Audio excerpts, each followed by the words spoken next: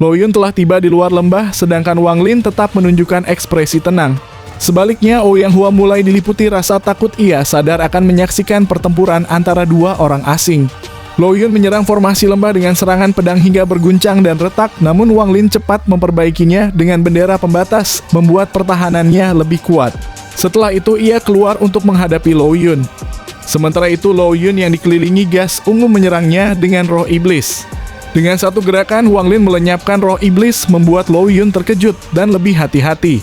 Ia bertanya asal sekte Wang Lin. Dengan dingin Wang Lin menjawabnya, kalau tidak mau bertarung, pergi saja. Pertarungan pun pecah. Wang Lin mengeluarkan pedang surgawi dan menebasnya disusul pedang setengah bulan. Lo Yun memblokirnya dengan pedang terbang, namun pedangnya retak. Ia marah lalu mengatakan kalau Wang Lin telah berani merusak pedangnya. Meskipun kau anggota sekte pedang Dalou, aku akan membunuhmu. Lo Yun membentuk segel mengeluarkan jurus api pemadam kebakaran bumi, membuat hujan api hitam jatuh dari langit. Namun di tengah serangan itu, pedang setengah bulan Wang Lin berhasil menembus celah pertahanan dan melukai dada kanan Lo Yun. Meski berdarah, ia segera mundur dan menelan pil. Wang Lin memperhatikan lawannya yang memiliki indera ilahi jauh lebih tajam darinya. Buktinya di saat kritis, Lo Yun mampu menghindar sehingga selamat dari luka fatal. Hal ini membuat Wang Lin yakin jika tidak membunuhnya sekarang dan dibiarkan kabur lalu pulih, ia akan menjadi ancaman besar.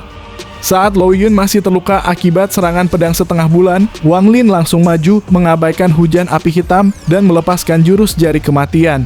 Lo Yun cepat menutup lukanya dengan teknik penyembuhan, lalu melawan dengan jurus penyebaran pedang. Pedangnya pun dihancurkan menjadi ribuan pecahan tajam yang menyerbu Wang Lin. Bersamaan dengan itu, hujan api di langit berubah menjadi dua naga api yang meraung dan menerkam Wang Lin. Wang Lin tidak menghindar. 2 dari 3 helai gas abu-abu menyatu di dahinya membentuk segel kekuatan hidup, menciptakan 2 lapisan perlindungan di seluruh tubuhnya. Tabrakan pun terjadi. Pecahan pedang naga api dan kekuatan jari kematian meledak bersamaan. Bahkan gelombang energi iblis terdorong mundur. Tak lama kemudian, gelombang energi iblis kembali menyerbu seperti pasukan kuda yang berlari kencang. Sedangkan Lo Yun, ia terus mundur sambil membentuk segel dan terpaku pada titik ledakan yang menggelap akibat dimasuki energi iblis. Dari dalam kegelapan itu, sosok Wang Lin perlahan keluar. Setiap langkahnya memaksa energi iblis di sekitarnya terbelah.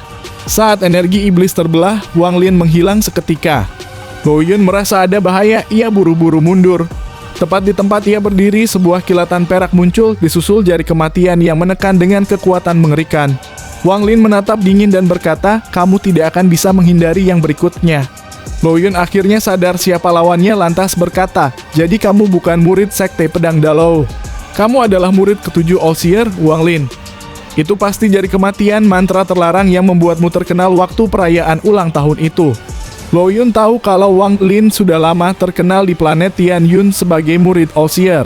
Meski hanya di tahap pertengahan transformasi jiwa, walaupun kalah melawan Chen Tao, ia tahu Wang Lin tidak bisa diremehkan. Bahkan jika ia bisa mengalahkan Wang Lin, membunuhnya bukan perkara mudah, karena setiap murid All Seer memiliki harta pelindung jiwa semacam nyawa cadangan yang membuat mereka sangat sulit dibunuh. Sementara itu, Lo Yun memilih mundur. Ia sadar tidak bisa mengalahkan Wang Lin melihat serangan pedang dan apinya gagal. Bahkan salah satu segelnya hancur, membuatnya marah karena itu adalah cadangan hidup yang sulit dibuat. Wang Lin segera mengejar dan menyerangnya dengan cambuk jiwa. Sedangkan Lo Yun berbalik dan menangkap cambuk dengan tangannya, lalu menyegel cambuk itu dengan segel darah. Namun, segel itu justru terpental balik, membuat lengannya terluka. Ia terkejut, ini pertama kali segelnya gagal. Saat ia mundur, cambuk jiwa justru memukul punggungnya, membuat jiwanya terguncang. Menyadari bahwa cambuk itu adalah harta yang bisa langsung menyerang jiwa asal, ia terus melarikan diri. Namun ruang muncul di depannya dan Wang Lin sudah menyusulnya. Lo Yun segera mengeluarkan awan asap hitam beracun yang langsung mengelilingi Wang Lin, lalu menghilang lewat gelombang energi iblis. Wang Lin merasakan sakit oleh racun, tapi segera membentuk segel dan memanggil angin. Hembusan angin menembus asap dan memberi celah, lalu Wang Lin berubah menjadi awan asap hijau dan melarikan diri. Setelah muncul lagi, ia semakin waspada. Lo Yun punya banyak mantra dan harta kuat yang belum dipakai. Mata Wang Lin menjadi dingin, karena ia tidak akan membiarkannya Lo Yun hidup lalu mengejarnya. Keduanya menyusuri gelombang energi spiritual iblis semakin jauh ke dalam, roh iblis semakin kuat. Untuk menentukan kekuatan roh iblis ada pada tanduknya. Semakin banyak tanduk, semakin kuat roh iblisnya. Sementara itu, Wang Lin dan Lo Yun berada di tepi wilayah energi spiritual iblis, tempat roh iblis jauh lebih lemah. Saat mereka maju menembus gelombang energi, roh-roh itu bermunculan, namun dengan mudah dihancurkan hanya lewat satu gerakan tangan. Setiap roh yang mati melepaskan kristal energi spiritual yang diserap oleh pembunuhnya. Saat menyebarkan akal ilahinya, Lo Yun sangat kesal karena Wang Lin masih mengejarnya. Apalagi pedang setengah bulannya sangat cepat. Kalau Wang Lin tidak memiliki harta yang melindunginya, ia akan membunuhnya, tidak peduli berasal dari sekte mana, serta akan menyerap kristal roh iblisnya. Sementara itu, asap hitam di tangannya terus masuk ke tubuhnya. Rasa sakit membuat matanya memerah dan tubuhnya bergetar, sampai akhirnya ia meraung keras. Raungan itu begitu kuat hingga energi spiritual iblis di sekitarnya mundur sejauh 1000 kaki.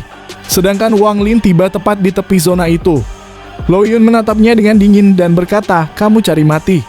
Lalu ia menunjuk dengan tangan kiri. Gas hitam keluar membentuk sosok hantu menyeramkan. Setan terlarang, roh surgawi keempat muncul. Sosok hantu itu muncul dengan aura mengerikan, aumannya mengguncang jiwa Wang Lin. Lo Yun berteriak, "Lepaskan!" Hantu itu langsung menyerbu ke arah Wang Lin. Wang Lin segera memanggil pedang surgawinya menebaskan gelombang energi pedang, tapi hantu itu melahapnya. Pedang setengah bulan juga menembus tubuh hantu tanpa efek, dan ketika mencoba menyerang pemiliknya, tentakel hitam membentuk pelindung tebal memblokir serangan itu. Wang Lin mengeluarkan bendera jiwa dan melepaskan jiwa-jiwa utama. Hantu surgawi yang dipanggil Lo Yun langsung tertarik pada jiwa-jiwa itu, memberi Wang Lin celah untuk menyerang. Ia menembus pertahanan, lalu melancarkan teknik jari iblis, salah satu mantra pembunuhnya. Lo Yun panik karena sosok hantunya kehilangan kendali akibat tertarik dengan fragmen jiwa Wang Lin dan ingin melahapnya. Untuk Lo Yun sendiri, ia mengenali jari iblis Wang Lin yang digunakan saat melawan Zhao Xinmeng. Ia mencoba menghalangi dengan awan hitam beracun dan mencoba berteleportasi ke sosok hantunya, tapi Wang Lin menembusnya berkat segel kekuatan hidup. Ketika serangan jari iblis menghantamnya, Lo Yun tak sempat menghindar, jadi ia cepat membentuk segel dengan tangan kirinya dan menekannya ke arah jari Wang Lin. Ujung jari mereka hampir bersentuhan. Dalam celah itu, energi iblis Wang Lin bertabrakan dengan energi hitam milik lawannya. Dari benturan itu terbentuk sebuah bola hitam pekat dikelilingi kilatan petir gelap dan bergemuruh. Lo Yun terpaksa mengalirkan semua energi spiritual iblisnya ke dalam bola itu, takut diserang balik. Dengan akal ilahinya lalu berkata, "Aku tidak percaya seorang kultivator transformasi jiwa tingkat menengah seperti kamu punya lebih banyak energi surgawi dariku yang sudah di tahap akhir. Kalau memang ingin bertarung, mari kita buktikan siapa yang hidup dan siapa yang mati." Namun Wang Lin dengan dingin menjawab, "Kamu memiliki hantu yang menyerap energi spiritual surgawimu, bagaimana kamu bisa menjadi lawan yang setara denganku?" Dalam keadaan terdesak, Lo Yun akhirnya mengangkat tangan kanannya dari dadanya. Seketika hantu hitam yang tadi sibuk melahap jiwa-jiwa meraung keras menatap tuannya, seolah hendak memberontak, menandakan kendali atas hantu itu mulai runtuh. Hantu itu hampir menghilang, tapi melihat keadaan Lo Yun dan Wang Lin, ia berubah pikiran. Sebelum lenyap, ia melepaskan gelombang cahaya hitam. Cahaya itu menghentikan penghilangan hantu, lalu hantu melarikan diri melalui gelombang energi iblis sambil diikuti jiwa-jiwa utama. Lo Yun marah dan menyalahkan Wang Lin karena hantu surgawinya lolos. Ia lalu mengeluarkan hampir semua energi spiritual surgawinya, sekitar 90%, ke dalam bola kecil yang terbentuk di antara jari mereka. Berharap bola itu akan menghancurkan Wang Lin sampai tak bersisa tubuh, darah, dan bahkan jiwa asalnya. Bola itu mulai menekan ke arah Wang Lin. Namun Lo Yun memandang Wang Lin. Ia melihat bukan ketakutan, melainkan senyum mengejek. Hal itu membuatnya ragu. Saat bola semakin mendekat, Wang Lin malah tenang dan mengeluarkan kereta perang. Lalu rantai binatang dilepaskan. Wang Lin berteriak agar roh binatang itu membunuh musuhnya. Awalnya tatapan binatang itu dingin padanya, tapi Wang Lin segera mengucapkan salah satu mantra 9 kata warisan surgawi dari kereta perang yang secara khusus digunakan untuk menaklukkan roh ini. Seketika roh binatang itu tunduk dan melampiaskan amarahnya pada Lo Yun. Roh binatang menyerbu secepat kilat. Lo Yun panik, ia sudah mengalirkan seluruh energi spiritual hantu ke bola kecil, sehingga tidak bisa menghindar tanpa terkena serangan balik. Karena terdesak, ia memilih mengeluarkan jiwa asalnya dari tubuh fisiknya, lalu kabur. Sementara itu, bola kecil yang tadinya menekan Wang Lin langsung berbalik menyerbu tubuh fisiknya Lo Yun. Alhasil, tubuh Lo Yun pun hancur. Yang tersisa hanyalah jiwa asalnya. Sedangkan Wang Lin segera mengendalikan kereta perang mengejar jiwa asal Lou Yun. Binatang roh pun melesat mendahului Wang Lin, namun binatang roh merasa Wang Lin terlalu lambat sehingga dengan paksa mengangkat tubuhnya dan membawanya di punggung. Untuk pertama kalinya, Wang Lin merasakan binatang itu mengakuinya meski belum sepenuhnya tunduk. Jiwa asal Lou Yun melarikan diri dengan membawa kristal iblis di dalam dantiannya. Kebenciannya pada Wang Lin membara, ia bersumpah akan membalas dendam setelah mendapatkan tubuh baru.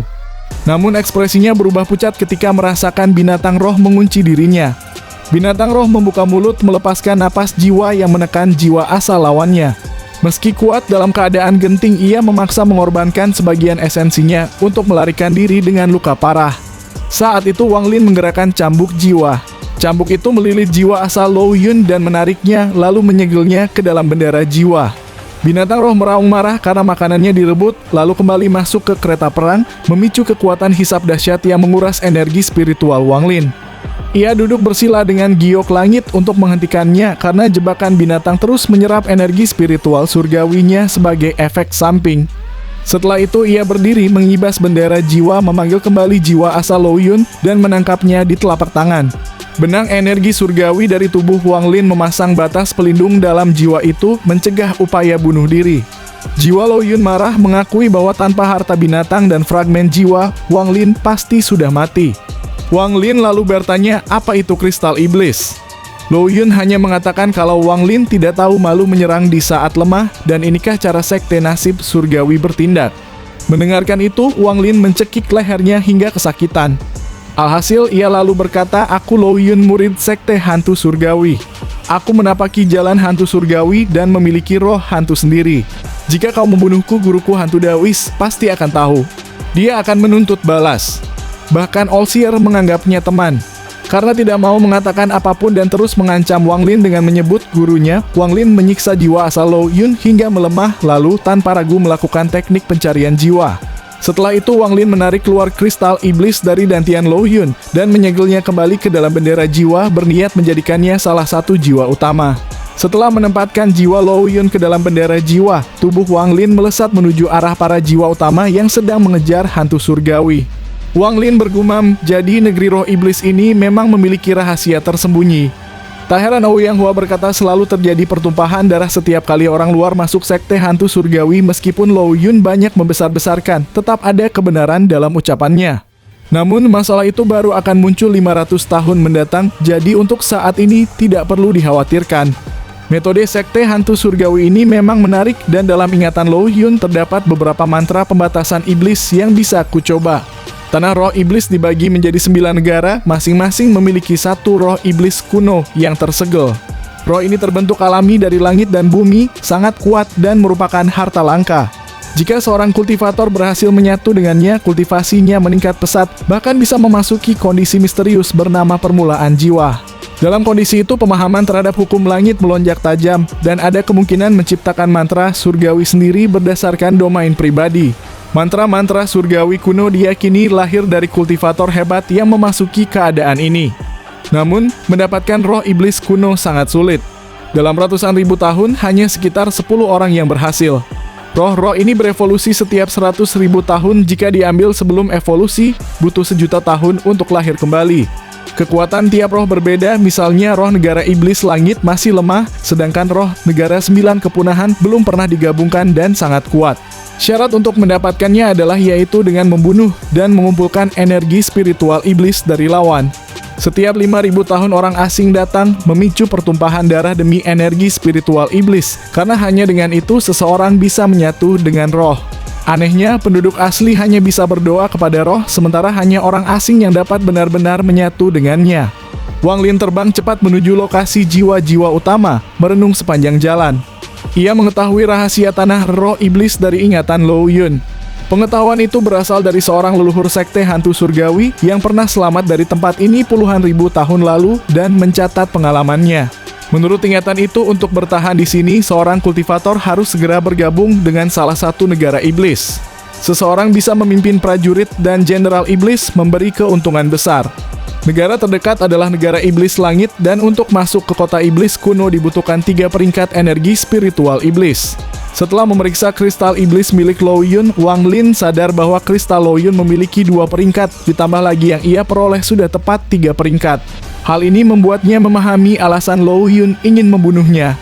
Namun, ketika hendak melanjutkan perjalanan, Wang Lin teringat bahwa menyatu dengan roh iblis kuno bisa membuka kondisi permulaan jiwa. Ia menduga keadaan itu berhubungan dengan alam Shi, salah satu dari 3 alam kuno, bersama alam Ji dan alam Dao. Dalam pemahamannya, alam Ji melambangkan kematian, sedangkan alam Shi melambangkan kehidupan. Jika alam Ji dapat mengubah energi spiritual menjadi akal ilahi, maka alam Shi mungkin bisa memberi akal ilahi sifat kehidupan yang abadi. Wang Lin bahkan membayangkan kemungkinan menggabungkan Ji kematian dan Shi kehidupan untuk menyempurnakan jalannya. Namun akhirnya, ia menyadari bahwa pemikiran itu terlalu jauh dari kenyataan. Wang Lin lalu bergerak menempuh ribuan kilometer dalam sekejap. Saat muncul di langit beberapa jiwa utama, termasuk seekor kilin, mengelilinginya, namun semuanya segera ia serap ke dalam bendera jiwa. Ia kemudian menemukan sebuah celah besar di tanah yang hampir tertutup oleh waktu, namun masih menyembunyikan sesuatu. Dari ingatan Lo Yun, ia tahu bahwa di dalam celah itu bersembunyi hantu surgawi, avatar unik sekte hantu surgawi. Hantu ini diciptakan melalui ritual kejam dengan darah wanita hamil, darah lelaki kuat, dan Nascent Soul sebagai medianya, lalu membutuhkan 49 tahun untuk lahir. Lo Yun dulunya diberi salah satu hantu terlemah untuk perlindungan, tetapi karena kurang perawatan, hantu itu berkhianat. Kini, setelah kehilangan ikatan darah tuannya, ia dalam keadaan sangat lemah. Jika bisa bertahan 7 hari, ia akan pulih sebagian, dan jika bertahan 49 hari, ia akan sepenuhnya bebas. Untuk mencegah hal itu, Wang Lin melepaskan 2 helai gas abu-abu ke celah. Hantu surgawi yang muncul untuk melawan, namun terjebak. Gas abu-abu itu berubah menjadi bintik-bintik cahaya dan menutupi tubuhnya, mengurungnya sepenuhnya dalam waktu singkat. Wang Lin berdiri di luar celah dan memanggil hantu surgawi keluar. Makhluk itu meraung marah, berubah menjadi cahaya hitam, lalu menyerang Wang Lin. Ia segera mengeluarkan cambuk jiwa. Setiap kali cambuk mengenainya, hantu itu menjerit kesakitan, tetapi tetap nekat menerjang dengan aura mematikan yang membuat rumput di sekitarnya layu. Saat tak tahan lagi, hantu itu mencoba melarikan diri. Wang Lin tahu inilah saat terlemahnya, lalu mencabuknya seperti naga yang menyambar. Karena terdesak, hantu itu memuntahkan api hijau, nyala kehidupan yang menjadi serangan pamungkasnya. Api itu membakar jiwa, membuat Wang Lin sendiri merasa panas meski tidak tersentuh langsung. Namun tepat ketika api hendak menghancurkan cambuk, kilatan cahaya emas muncul dari cambuk jiwa. Dalam sekejap, seluruh api hijau padam. Hantu itu menatap dengan ketidakpercayaan, tubuhnya menjadi transparan, lalu mencoba kabur. Tapi Wang Lin bergerak meraih kembali cambuknya dan segera mengeluarkan bendera jiwa untuk menangkapnya.